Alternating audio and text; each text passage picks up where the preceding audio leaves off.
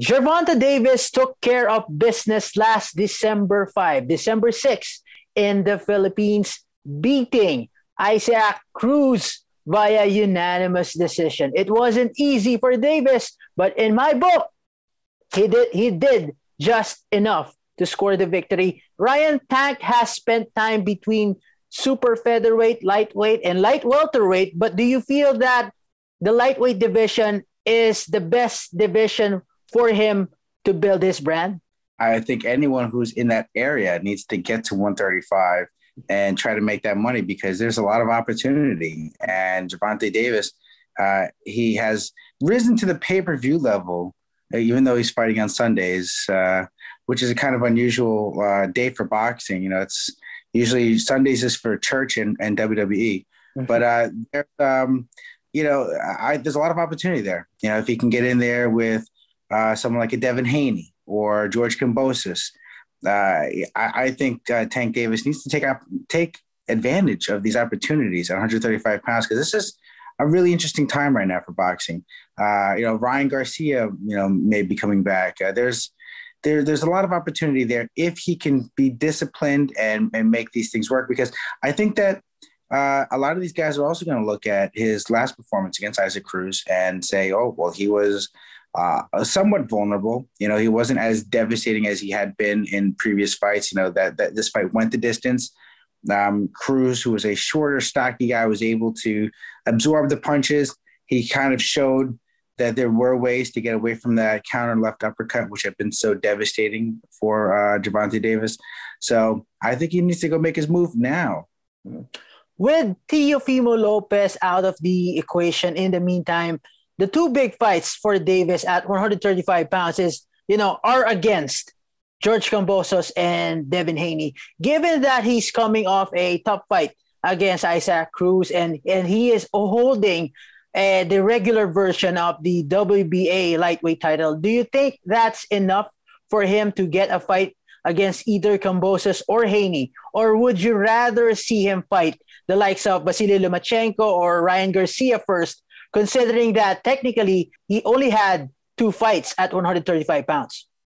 You know, he is in some ways a star. You know, he's someone that people know. He's been affiliated with Floyd Mayweather. He's had some pretty exciting knockouts. And, Showtime has already invested in him by putting him on pay-per-view. And, he is an exciting fighter. He's a real player. The belts don't really matter. It's whether or not you walk down the street and people know your name. I don't think that there are a lot of guys in boxing who have that ability to have name recall from the general public. But Gervonta Davis is probably doing a lot better than a lot of the other lightweight boxers in regards to name recognition. I say go and push for those fights now. Davis, there's sort of been this thing where it was, the 4 kings or 100 kings, however you want to say at the lightweight division. It's hard to tell who's a player and who's not anymore. But, the guys have been pretty timid about calling each other out and really making those fights happen. I say Davis has as good a chance as anyone of being the last man standing in that equation. So I don't think he should be afraid of anyone. I think he should be seeking all those fights. And I wish that if he won't be doing it, then his promoter, Floyd Mayweather, should be out there calling for those big fights and not just calling for them, but making the most attractive deals so that he can secure the fights for his fighter.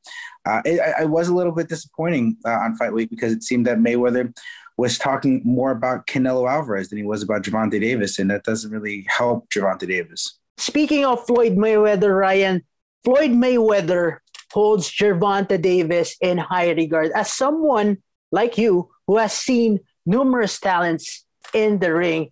Is it all hype when it comes to Gervonta Davis, or can you vouch for it that he could be one of the greats someday? He could, for sure, if he gets those fights. I feel like his career isn't moving as fast as it should be. You look at some of his wins, and they've really appreciated this as time has gone by. Look at the Pedraza fight, right? When he scored that vicious knockout, and that wasn't just a knockout; that was a brutal beating followed by a vicious knockout. So Pedraza has turned into a pretty good fighter.